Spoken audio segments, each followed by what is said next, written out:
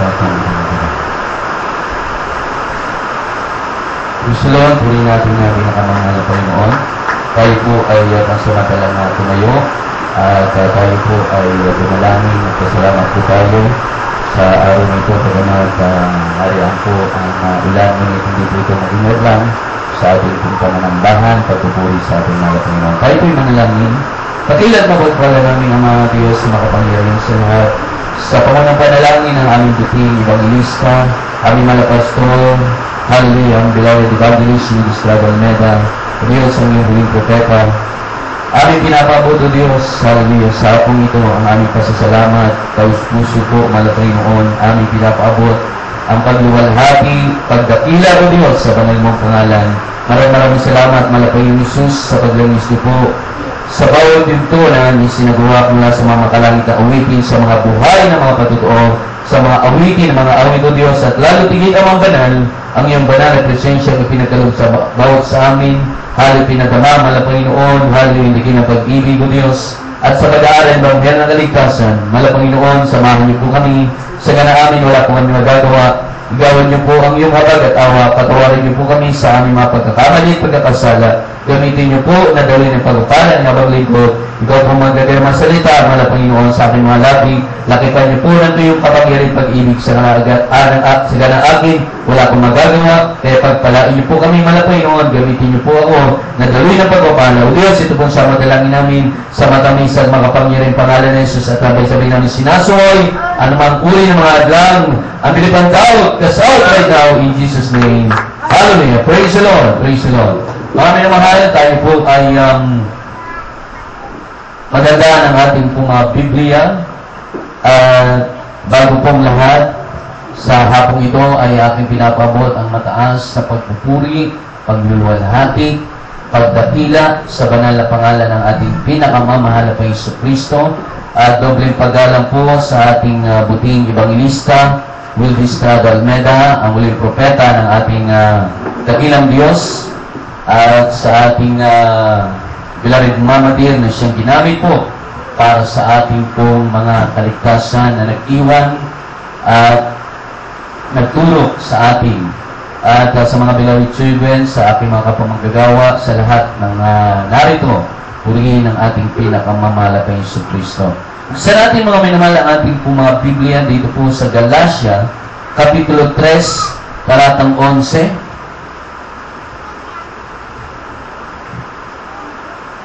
Dito po mga minamahal sa aklat ng Galatia, Kapitulo 3, versikulo 11, na sabi po dito, maliwanag nga na sino man ay hindi inaring ganap sa kautusan sa harapan ng Diyos, sapagkat ang ganap ay mabubuhay sa pananampalataya. Amen. Sabi rito mga minamahal, tayo po na mga Kristiyano ay mabubuhay po sa pananampalataya. We are living by faith.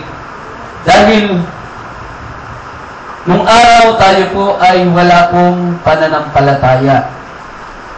Dahil alam natin, ang ilan sa ating pong mga kapatiran, dahil na sa karamdaman, dahil na mga minamahal sa mga sakit. Wala nang pag-asa pa mga minamahal mabuhay. Ngunit nung ituro sa ating mga minamahal ang tamang daan, at itinuro sa ating mga minamahal yung tunay na pananampalataya, at naipangaral sa atin ang ibanghel ng kaligtasan, doon po lumago yung ating pananampalataya, na kailangan pala mga minamahal ng tao, ay siya'y mabuhay sa pamagitan ng pananampalataya. Sabi rito, ang ganap ay mabubuhay sa pananampalataya. Dahil ang tao ngayon, mga minamahal, umaasa po sa karunungan ng tao, sa kakayanan ng tao. Ngunit may hangganan po, mga minamahal, ang karunungan at kakayanan ng tao, mga minamahal. Sila po ay namamatay. Bagamat sila'y umaasa sa mga doktor, sa mga albularyo, wala pa rin mga minamahal katiyakan. Namamatay pa rin sila mga minamahal. Naubos na ang pera sa panggastos, sa kanilang mga sakit, sa kanilang mga karamdaman, sa pagpapagamot. Gagaling man mga minamahal, ngunit lalo pang nadadagdagan yung karamdaman. Gagaling, balik na naman mga minamahal yung sakit at yung karamdaman.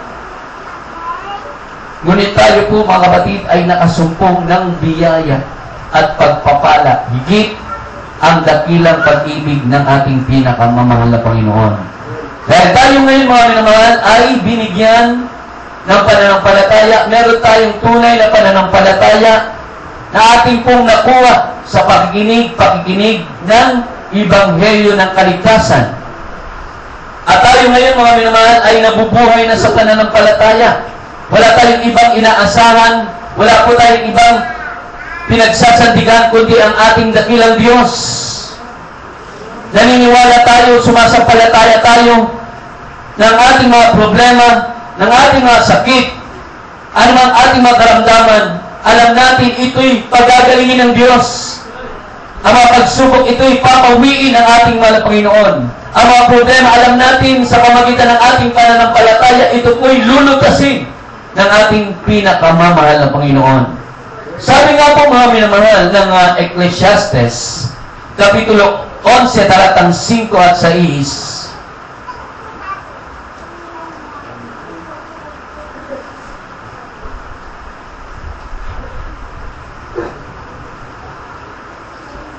Galatia, Kapitulo 11, talatang 5 at talatang 6. Ecclesiastes. Ecclesiastes, Kapitulo 11, ang talata 5 at 6. Kada pagkasabi ng panansalatan, at kung anong hindi mo nalalaman kung ano ang daan ng hangin o kung paano ang lumalaki ang mga bato sa bahay bata ng batis, gayon hindi mo nalalaman ang gawa ng Diyos na gumagawa sa lahat. Ihasik mo sa umaga ang iyong binhi at huwag mong iurong ang iyong kamay sa hapon, sapagkat hindi mo nalalaman kung alin ang tutubo, kung ito o yaon o kung kapwa magiging mabuti. Amen. Purihin ang ating dakilang Diyos. Sabi ng unang talata ng ating nabasa, ang ganap ay mabubuhay sa pananampalataya. Tayo po na mga tunay na mga Kristiyano, sabi ay mabubuhay sa pananampalataya. Sabi mga minamahal, uulitin ko po ang Ecclesiastes, Kapitulo 11, talatang 5 at 6, kung paanong hindi mo nalalaman kung ano ang daan ng hangin o kung paano mang lumalaki ang buto sa bahay bata ng buntis. Gayon, hindi mo nalalaman ang gawa ng Diyos na gumagawa sa lahat. Iasik mo sa umaga ang iyong binhi at huwag mong iurong ang iyong kamay sa hapon, sapagkat hindi mo nalalaman kung alin ang tutubo, kung ito o yaon, o kung kapwa magiging mabuti. So, sa ating pananampalataya, mga minamahal, umaasa tayo sa ating mahal na Panginoon, bagamat hindi natin siya nakikita. Dahil ang Diyos ay hindi po ribulto, hindi po Diyos-Diyosan, hindi kahoy, hindi simento, kundi Espiritu. So, ang sabi rito, mga minamahal, kung paano hindi mo nalalaman kung ano ang daan ng hangin o kung paano mang lumalaki ang mga buto sa bahay bata ng buntis. Katulad, mga minamahal, ng hangin. Hindi natin alam kung saan pumupunta yan, pero nararamdaman natin ang hangin. Ang hangin kung saan yan. Hindi natin alam kung saan papunta, kung saan patungo. Kaya ang pananampalataya, mga kapatid, ang siyang sandata po natin.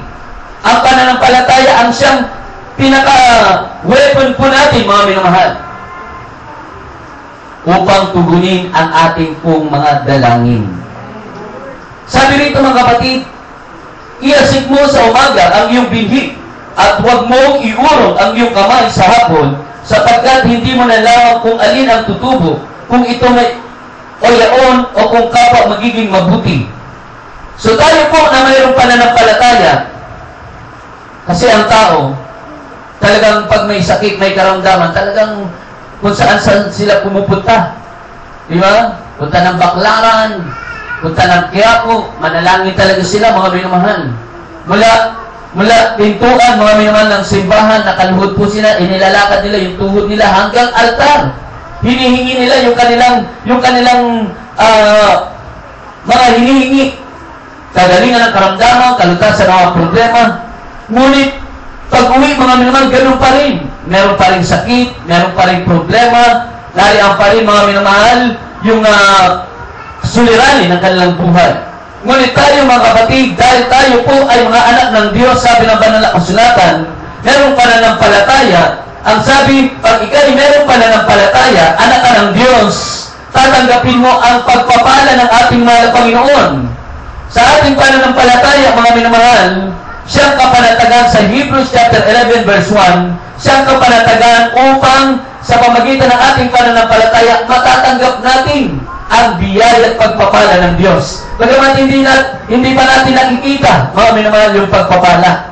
Ngayon, meron kang sakit, meron kang problema, meron kang suliranin, at habang ikaw, mga minamahal, ay naglilingkod, sabi rito, ikaw ay nag-aasik sa pamagitan ng iyong paglilingkod, sa pamagitan ng iyong patuloy na pagsunod, mga minamahal, hindi ka naghihimagod, hindi ka nanlulupaypay, hindi ka nanghihina, bagamat meron kang pagsubok, meron kang karamdaman, meron kang suliranin, ngunit naniniwala ka sa pamagitan ng iyong paglilingkod, nananampalataya ka, merong Diyos na magpapagaling ng iyong karamdaman, merong Diyos na maglulutas sa iyong problema, asahan natin, mga minamahal. Sabi rito, pag ikay nag-asik, pag ikay nagtanim, aani ka ng pagpapala mula sa ating pinakamamahal Panginoon. Pangako yan ng Diyos.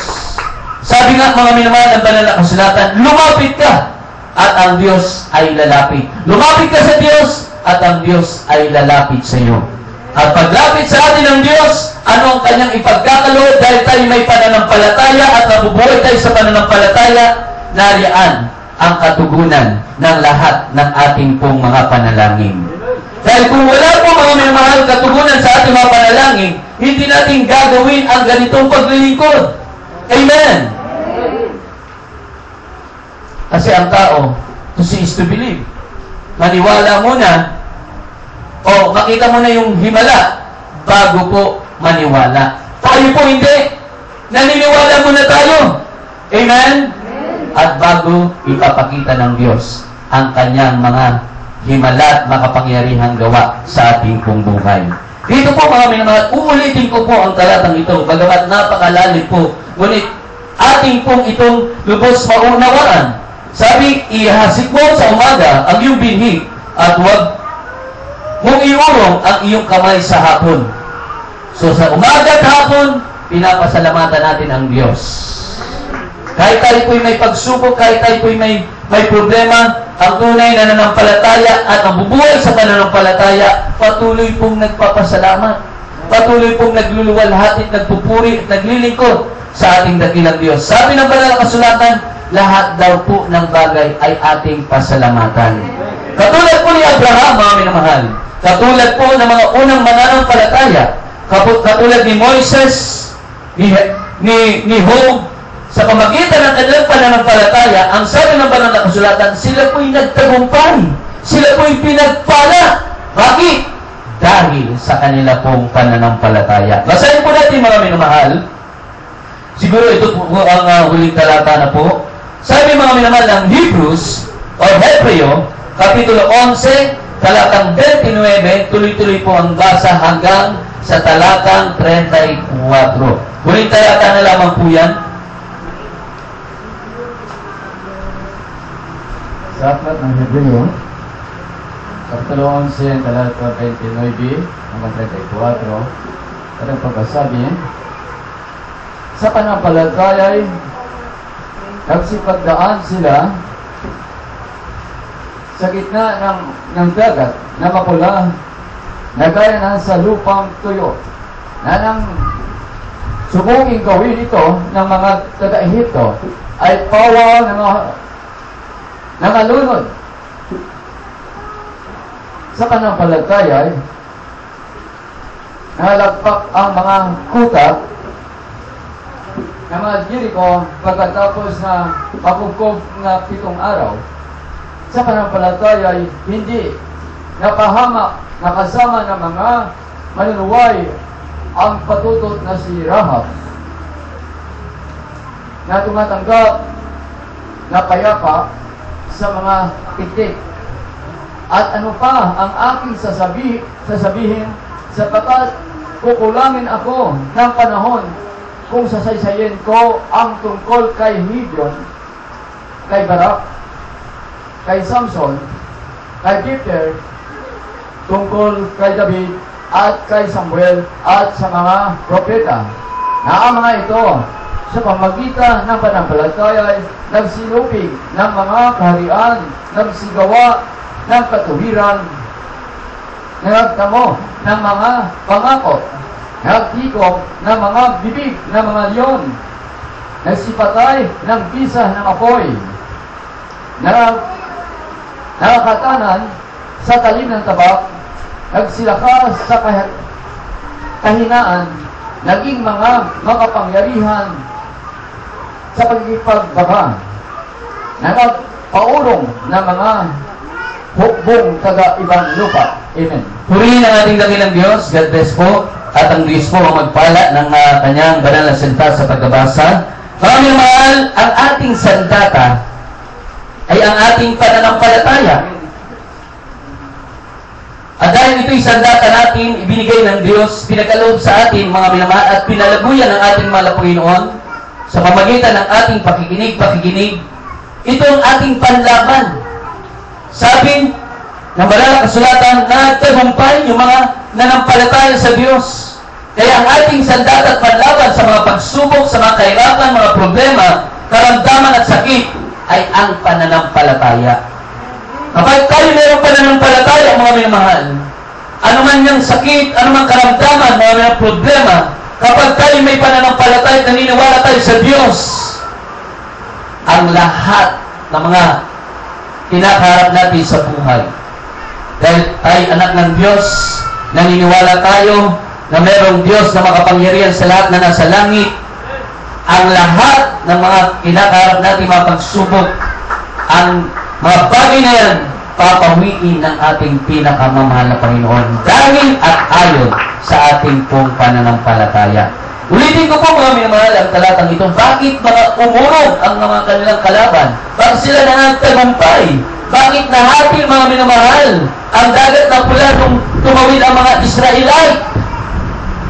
Basahin po natin sa Hebrews, ulitin ko, talatang 11 hanggang 34.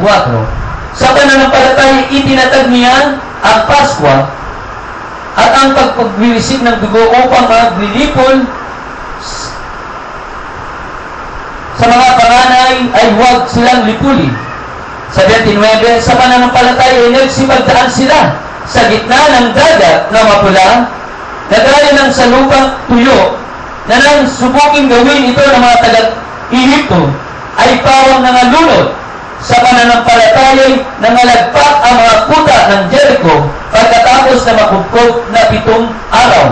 Sa pananampalataya ay hindi napahamak sa kasama ng mga manunuway ang patutot na si Rahab, na tumanggap na payapa sa mga tiktik.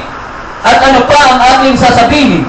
Sapagkat kukulangin ako ng panahon kung sasaysayin ko ang tungkol kay Gideon, kay Barak, kay Samson, kay Jephthah, tungkol kay David at kay Samuel at sa mga propeta, na ang mga ito'y sa pamamagitan ng pananampalataya ay nagsilupig ng mga kaharian, nagsigawa ng katwiran, nagtamo ng mga pangako, nagtiko ng mga bibig ng mga leon, nagsipatay ng bisa ng apoy, nakatanan sa talim ng tabak, nagsilakas sa kainaan, naging mga makapangyarihan sa pakipagbaka, nagpaulong ng mga hukbong taga-ibang lupa. Palapakan natin ang ating mahal na Panginoon. So basa natin mga minamahal kung paano po sila nagtagumpay, kung paano po sila nakalagpas sa mga pagsubok sa kanilang pakikipagbaka. Ano ang dahilan? Pananampalataya sa Diyos. Kaya panghawakan natin mga minamahal, patuloy natin palaguin ang ating pananampalataya dahil itong ating sandata. Paano ito lalago? Paano ito titibay? Paano ito mga minamahal mananatili sa atin?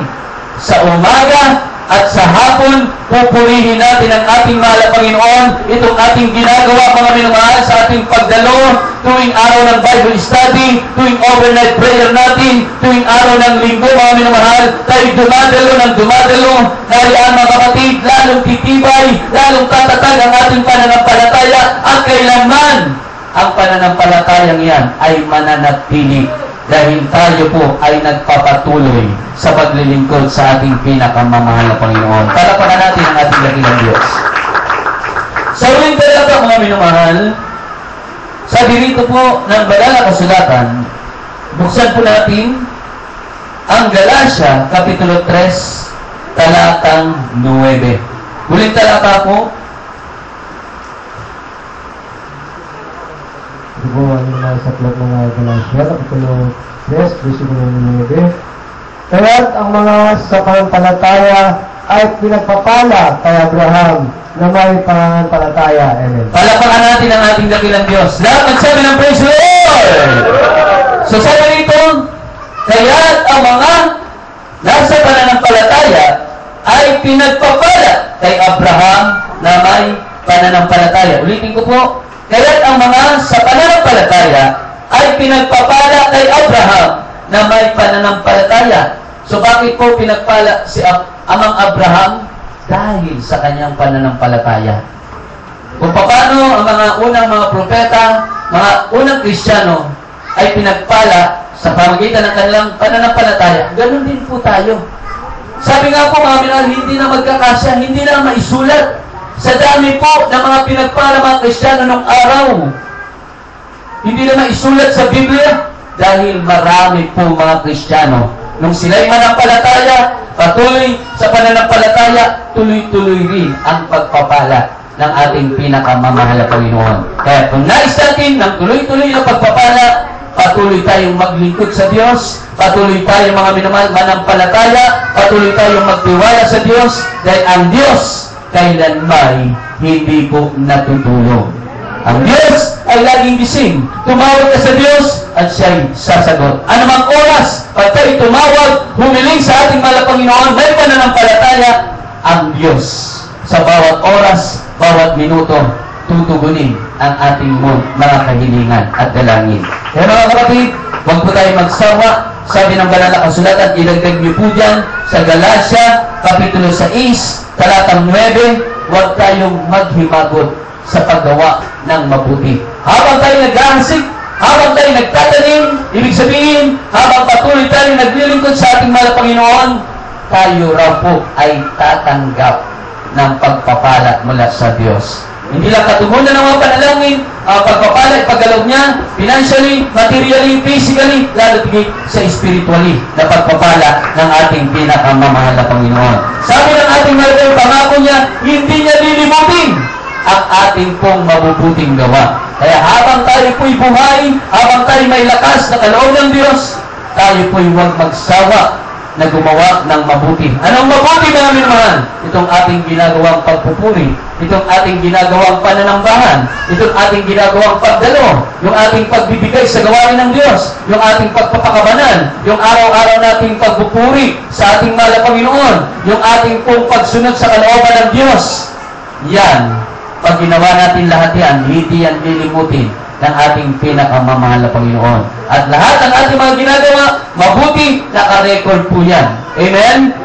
Sa kalangitan. Kaya kapag bumaba, mga minamahal, ang pagpapala ng Diyos, saluhin nyo na po. Baka hindi na magkasya. Sabi nga po, mga minamahal, isang bagay lang, ibigay natin. Pag ginawa natin ang kalooban ng Diyos, bubuksan ng Diyos ang dungawan sa langit at ihulog ng ating mahal na Panginoon isang pagpapala na walang sapat na silid na kalalagyan. Ginawa natin lahat ng bagay, 100% higit pa ang ating pagsunod sa kalooban ng ating mahal na Panginoon, mas higit pa ang ibibigay ng ating pinakamamahal na Panginoon. Amen. Triplets, doble ang ibibigay ng ating mahal na Panginoon. Kaya tayo po ay magpatuloy, huwag tayong magsawang gumawa, huwag tayong magsawang sumunod sa kalooban ng ating mahal na Panginoon, hanggang sa pagbabalik ng ating mahal na Panginoon, magpatuloy tayo sa paglilingkod. Dahil hindi lang pagpapala ang ating mga kamtan dito sa lupa, mga minamahal, kundi ang buhay na walang hanggan. Amen. Gusto ko po idagdag ito, kindly. Kasi may buhay na walang hanggan eh.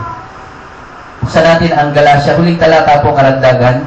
Galacia, Kapitulo 6, talatang 8. Sabi rito mga kapatid, pag tayo po ay nagasig sa Espiritu, tayo raw po ay mag-aani ng buhay na walang hanggan. Kindly, basahin po natin huling talata, mangganda ang ating manuntok at manaawit. Sabat ng taga-Galacia, Kapitulo 6, talata 8. Sapagkat ang naghahasik ng sa kanyang sariling laman ay sa laman mag-aani ng kasiraan. Datapwat ang naghahasik ng sa Espiritu ay sa Espiritu mag-aani ng buhay na walang hanggan. Purihin ang ating mahal na Panginoon. Itong ating pong ginagawa, ito po'y spiritual service. Ito po'y spiritual na paglilingkod. Na hindi maunawaan ng sanlibutan. Pero tayo na nakakaunawa dahil meron tayong pananampalataya, binigyan ng karunungan at kaalaman. Habang tayo nagtatanim ng spiritual, tayo raw po ay aani. Anong ating aani? Hindi lang po pinansyal, material, kagaling karamdaman, kalutasan problema. Hindi. Sabi rito, ang buhay na walang hanggan sa piling ng ating pinakamamahal na Panginoon. Purihin ng ating pinakamamahal na Yesu Cristo, tayong lahat ay umawit. God bless po sa ating mga Bible reader. God bless sa lahat. Ay magpaabot ng ating pasasalamat. Hallelujah. Na kahit tayo po'y nahihirapan, kahit tayo po'y nasa pagsubok, ay di magiging lang po ito sa ating paglingkod. Dahil habang tayo po ay nanampalataya, meron po tayong pag-asa makamit ang biyaya at pagpapala, ipagkakaloob ng ating mahal na Panginoon.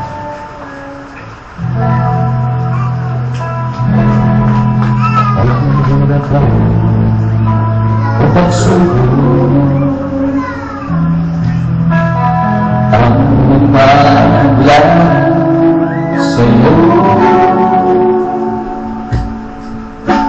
magmeron tayo doon o pag-usig na ito ang sa'yo'y nagtataboy upang ikaw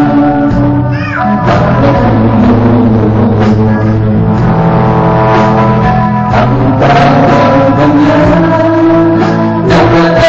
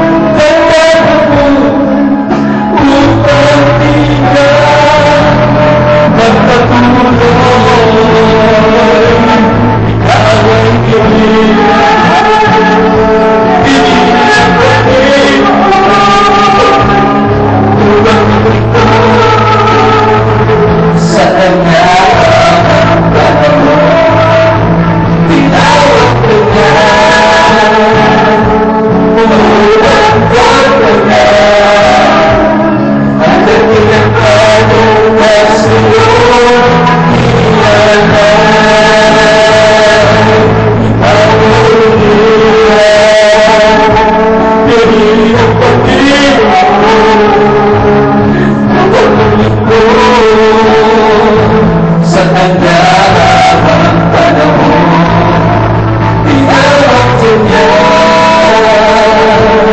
lubog ng anak at nagpinagdagan ng sulong hinihan. Purihin ang ating mahal na Panginoon.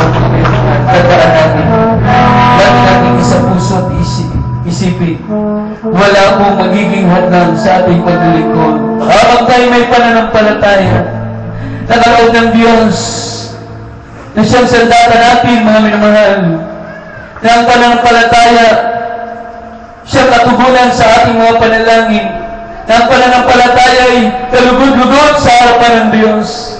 Kaya habang nananatili ang pananampalataya sa atin, lalo po natin itong pagtibayin, lalo po natin ito mga minampatatagin, dahil pag lubos malugod sa atin ang ating mahal na Panginoon, at sa natin mga minamahal, hintayin natin, matatanggap natin ang kaloob ng Diyos na pagpapala, lalo't din ang buhay na wala hanggan.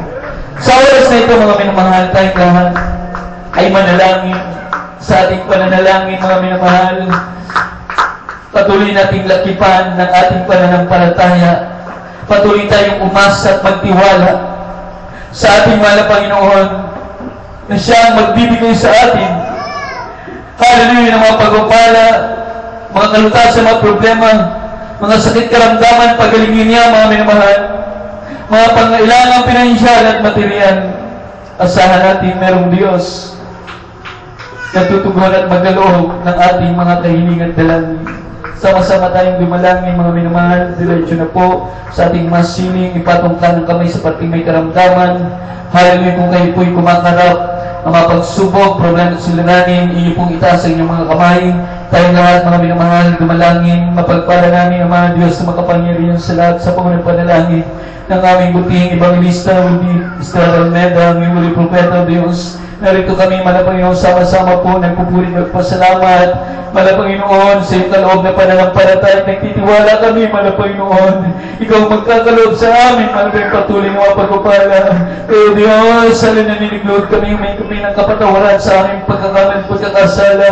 Amang banal, pagpalain niyo po kami lahat, ito po sa madalangin namin. Minsan ang Malapanginoon, sabay-sabay namin sinasaway ang lahat ng ulit na karamdaman, katulad ng cancer, kaya natilidapitis, lipusi, goiter. Hallelujah, hallelujah, out, be healed in Jesus' name. Hallelujah, hallelujah, this of us began in primitive steps. That's out, in Jesus' name. We bless us, O Lord God, answer the prayer. Hallelujah, be strong, give us strength of all, and give the victory in Jesus' name. Hallelujah, praise the Lord, praise the Lord, praise the Lord. Mga minamahal, upang lubos natin makamit tagumpay, mga biyayang pagpapala, proteksyon, pag-iingat ng ating malapay tayo po, ay tumayo, magtaas ang ating mga kamay, tatalon po tayo ng 3 beses, sabay sigaw ng taus-pusong, hallelujah, praise the Lord, hallelujah, sabay-sabay, hallelujah, praise the Lord, hallelujah, praise the Lord, hallelujah, praise the Lord, tuloy ng ating mga Panginoon, hallelujah. God bless po, at tayo po mga kapatid, ay dadako na po para sa ating mga announcement, at bago pong lahat, patuloy ko pong pinapabot ang pasasalamat, pagdakila sa banal na pangalan ng ating mahal na Panginoon. Tayo po'y kanyang sinamahan, tayo po'y kanyang ginabayan sa hapon ito ng ating Bible study tuwing araw po ng Huwebes. Kaya sa lahat po ng naaabot po ng ating mga gawain, pagpalain po kayo ng ating mahal na Panginoon, ating mga kapatiran na sa ibaling dagat. Sila po'y nagsusumikap, sila po'y patuloy nagsasakripisyo, nariyan ang kanilang matibay na pananampalataya. Pagpalain po kayo ng ating pinakamamahal na Panginoon. At mga kapatid, tuloy-tuloy po ang ating pagsagawa ng banal na gawain ng ating mahal na Panginoon sa lugar po ito, araw po ng Huwebes, alas 2 ng hapon hanggang alas 5 po yan. At ating overnight prayer tuwing Biyernes po yan, at alas 9 ng gabi hanggang alas 5 ng hapon. At ang araw po ng ating Sunday service, nag-start po tayo ng alas 10 ng umaga hanggang alas 2 o alas 3 ng hapon. At after gawain po, meron po tayong lehans at meron po tayong counseling. At yan na lamang po mga minamahal, At tayo pong lahat ay pansamantalang tumayo. Muli tayo po ay manalangin para sa ating closing prayer. At nariyan po ba, Brother Joe? Okay, Brother Romeo na lang po. Gabu daw. Pasalamatan natin ating Malapanginoon at isama na rin po yung ating breaking. Praise the Lord. Ito na natin sa ating pagkatapos. Praise the Lord. O pagdating Diyos sa banal sa kamis at mga Panginoon Jesus na Panginoon, kaya pinagpupuri ang bilis na pagkakas sa mga kanapay po na gagawin sa araw nito, mga Panginoon, sa ikong Bible study, mga Panginoon. Maraming salamat talaga sa mga papuring awit ng mga triple song, soling song, manis na kwal sa mga Panginoon, sa pagkinis po na mag-inom sa mga kalagitan ng pag-bus mo po na magkalisod ng Jesus sa bawat sa amin mga Panginoon. At maraming salamat din po na Panginoon sa mga patutuo po ng kapatiran na siya ng silbing kalakasan. Katatagan na ito na para tayo maging sa pagbibigyan siyang susunod pagpapala. At aming po pinapasalamatan higit mga Panginoon ang Ebanghelyo po ng kaligtasan na dinala ng aming mga ngaral na Panginoon napakinggan sa oras na ito mga Panginoon na siya nagsilbing pagkain ng gutom na kalwa mga Panginoon. At sa amin pong pansamantalang paghiwalay mga Panginoon kung paano kami pinagkamalawhati sa mga gawain dito sa pag-uwi mga Panginoon, pag-ingat ang bawat sa amin mga Panginoon at sa amin pong pagsalusaluhan sa pong ito mga Panginoon. Maraming salamat po sa biyaya ng iyong pinagkaloob mga Panginoon at aming pong dalayan mga Panginoon na basa-basa nito magsilbing kalakasan ng pisikal na palatawan at sa nagkaloob po nito ay ibigay mo po ibalik sa kanila maraming beses in Jesus' name we pray. Praise the Lord. Hallelujah. Praise the Lord. At tayo po'y magkamayan, gumagawa, patuloy ang biyaya, pagpapala ng ating mga Panginoon si Kristo. Yung mga gustong magpalay hands, magpalay hands.